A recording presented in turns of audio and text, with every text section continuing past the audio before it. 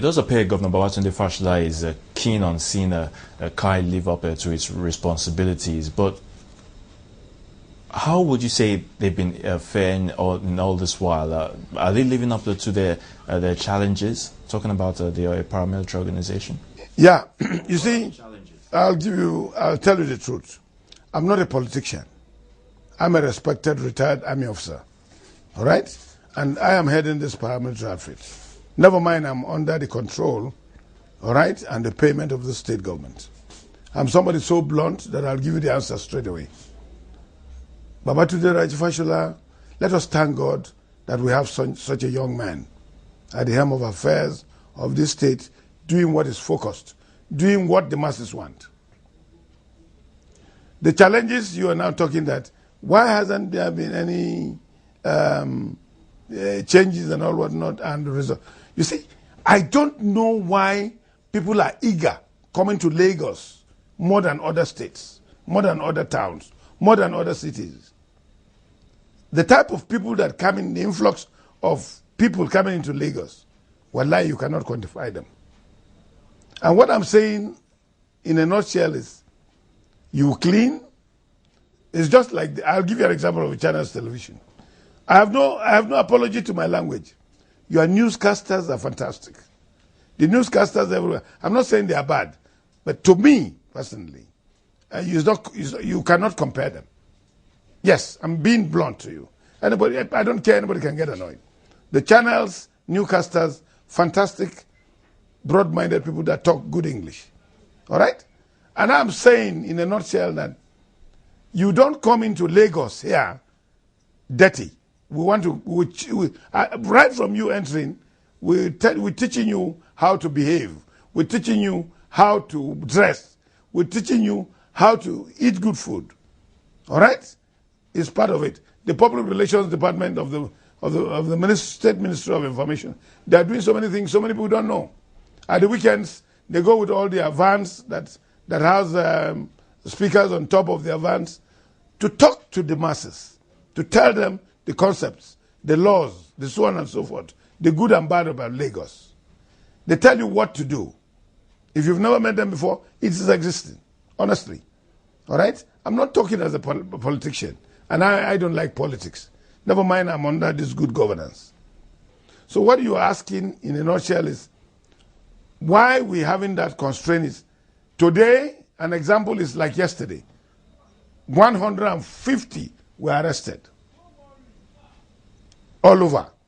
And when I say all over, Third Mainland Bridge, Awolowo Road, County Club, to the airport. What are they looking for? The governor, whether anybody likes it or not, this very dynamic young man, has so many things under his sleeves to better the condition of the masses, more especially people who are not employed. What am I talking about? Investors are coming secretly without the populace knowing. When I say secretly, the government must not disclose the good things they are doing. Why they are not ready to disclose the good things they are doing is so that the enemy party does not steal part of their subjects. Yes, as soon as the other political parties knows what the ACN is trying to do that will better the masses, you see, they'll copy. What I'm trying to tell you is, it is our responsibility to clear all these nuisances on the road.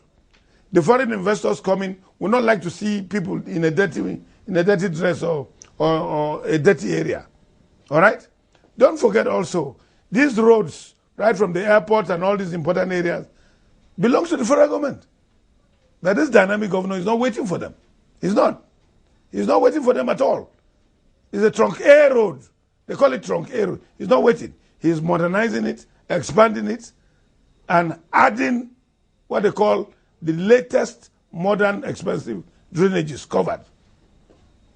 Then how do you want me to be happy to see some people selling akara on the drainages covered, expensively constructed, modernized? Then the foreign investors coming to do one or good things, or the ambassadors, or the embassies, or even the federal government ministers with the president from Abuja coming into Lagos to see things like that. You don't compare here with Abuja and everywhere. They are trying to copy what we're doing here.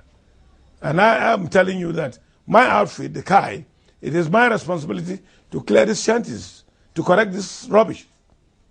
I am not going to fold my hands. My troops will not fold their hands to see where the government is spending too much money to modernize and expand this road, reorganize the whole thing, create gardens, modernize and modify the roundabouts to an international standard, and you bring in people from Abakaliki or the police and soldiers' wives to come to start selling on such important, expensive projects that have been modernized.